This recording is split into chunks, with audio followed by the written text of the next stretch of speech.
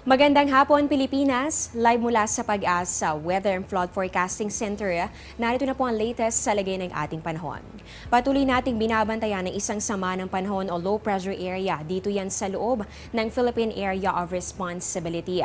Base sa pinakahuling datos ng Pag-asa, namataan nito alas 10 ng umaga sa layong 425 kilometers north ng Itbayat, Batanes. Ayon kay Pag-asa Weather Forecaster Benison Estareja, posible po yan lumabas ng ating farm mamayang hapon o kaya naman ay sa loob ng susunod na 12 oras. Habang patuloy ang pag-iral nito dito sa loob ng ating boundary, patuloy naman ang paghatak o pagpapalakas nito dito sa hanging habagat o yung southwest monsoon na magpapaulan pa rin sa malaking bahagi ng ating bansa. Sa mga susunod na oras, mararanasan pa rin ang katamtaman hanggang sa paminsan-minsan ay malalakas na pag-ulan. Dito po yan sa may Zambales. Kasama rin dito ang Bataan, Cavite, Batangas at pati na rin po dito sa may Occidental Mindoro at ganun din sa northern part ng Palawan. Para sa mga residente ng nabanggit na areas, inaalerto po kayo sa posibilidad ng pagkakaroon ng mga pagbaha o kaya naman ay pagguho ng lupa.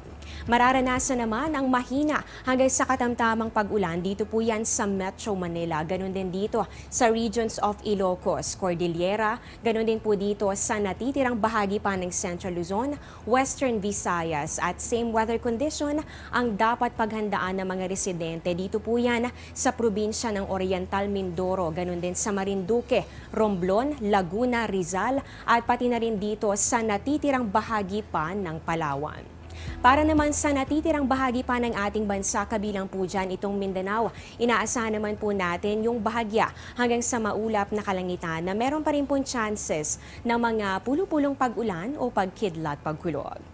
Samantala, bukod po dito sa mga pag-ulang dadalhin ng hanging habagat, apektado rin ngayon ito. Ito po mga baybayin sa ating bansa, partikular na dito sa western seaboard ng Southern Luzon. Ibig sabihin dito po posibleng maranasan yung maalon hanggang sa napakaalong kondisyon ng karagatan, kaya po hindi muna pwedeng pumalaot ang maliliit na sasakyang pandagat.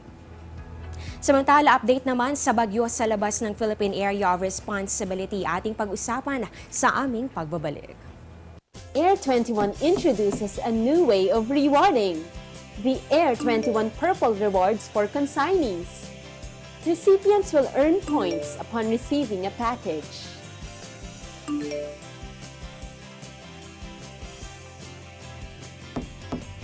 These points can be used to redeem exclusive Air 21 gift items such as eco-friendly bags, flashlights, tumblers, organizers, flash drives, and power banks.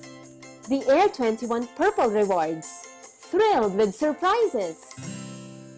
Hindi pa man tuluyang nakakalabas ng Philippine Area of Responsibility ang binabantayan nating low pressure area. Isang panibagong bagyo naman ang namataan ng Pag-asa. Sa labas naman po yan ng ating boundary. Ito po yung tinatawag natin ngayon na Tropical Storm Conson.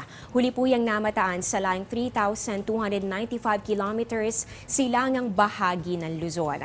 Ang maganda po dito, ayon po sa Pag-asa, hindi na po natin inaasahan na ito ay papasok pa ng ating boundary dahil nga po hilaga ang direksyon nito at maaring tahakin po yung daan patungo dito sa bansang Japan. Gayunpaman, patuloy po nating babantayan ang mga pagbabago at ganoon din po ang ilalabas na updates ng Pag-asa.